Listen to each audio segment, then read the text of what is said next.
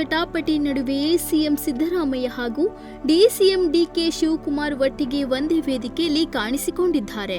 ವಿಶ್ವ ಮೀನುಗಾರಿಕೆ ದಿನಾಚರಣೆ ಹಿನ್ನೆಲೆ ಹೆಬ್ಬಾಳದ ಪಶು ವೈದ್ಯಕೀಯ ಮಹಾವಿದ್ಯಾಲಯದ ಆವರಣದಲ್ಲಿ ನಡೆಯುತ್ತಿರುವ ಮತ್ಸ್ಯ ಮೇಳ ಕಾರ್ಯಕ್ರಮಕ್ಕೆ ಸಿಎಂ ಹಾಗೂ ಡಿಸಿಎಂ ಒಟ್ಟಿಗೆ ಆಗಮಿಸಿದ್ದಾರೆ.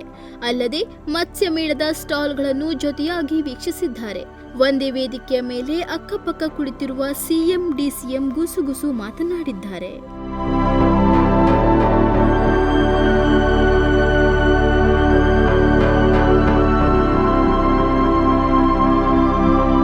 ರಾಜ್ಯ ಕಾಂಗ್ರೆಸ್ನಲ್ಲಿ ಅಧಿಕಾರ ಹಂಚಿಕೆ ಸಮರ ಭಾರಿ ಸದ್ದು ಮಾಡುತ್ತಿದೆ. ಸಿಎಂ ಸಿದ್ದರಾಮಯ್ಯ ಬಣ ಒಂದು ಕಡೆಯಾದರೆ ಡಿಸಿಎಂ ಡಿಕೆ ಶಿವಕುಮಾರ್ ಬಣ ಮತ್ತೊಂದು ಕಡೆ ಇದೆ. ಡಿಕೆ ಶಿವಕುಮಾರ್ ಮುಖ್ಯಮಂತ್ರಿಯಾಗಬೇಕು ಎಂದು ಡಿಕೆಶಿ ಬಣ ದೆಹಲಿ ಪರೇಡ್ ನಡೆಸಿದೆ. ಇದೆಲ್ಲದರ ನಡುವೆ ಸಿಎಂ ಸಿದ್ದರಾಮಯ್ಯ ಹಾಗೂ ಡಿಕೆ ಬ್ರದರ್ಸ್ ಪ್ರತ್ಯೇಕವಾಗಿ ಕಾಂಗ್ರೆಸ್ ಹೈಕಮಾಂಡ್ ಅನ್ನು ಭೇಟಿ ಮಾಡಿ ಮಾತುಕತೆ ನಡೆಸಿದ್ದಾರೆ.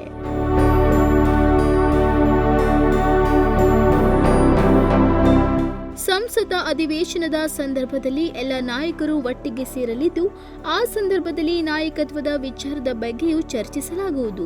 ಅಲ್ಲಿಯವರೆಗೆ ಸಂಪುಟ ಪುನರ್ರಚನೆಗೆ ಅವಕಾಶ ಸಿಗುವುದಿಲ್ಲ. ಹಾಗಾಗಿ ಸಮಾಧಾನದಿಂದ ಇರುವಂತೆ ಡಿಕೆ ಸಹೋದರರಿಗೆ ಮಲ್ಲಿಕಾರ್ಜುನ ಖರ್ಗೆ ಅವರು ಸೂಚಿಸಿದ್ದಾರೆ ಎನ್ನಲಾಗಿದೆ. ಕುರ್ಚಿ ಕದನದ ನಡುವೆಯೇ ಸಿಎಂ ಡಿಸಿಎಂ ಒಟ್ಟಿಗೆ ಕಾಣಿಸಿಕೊಂಡಿರುವುದು ಅಚ್ಚರಿ ಮೂಡಿಸಿದೆ.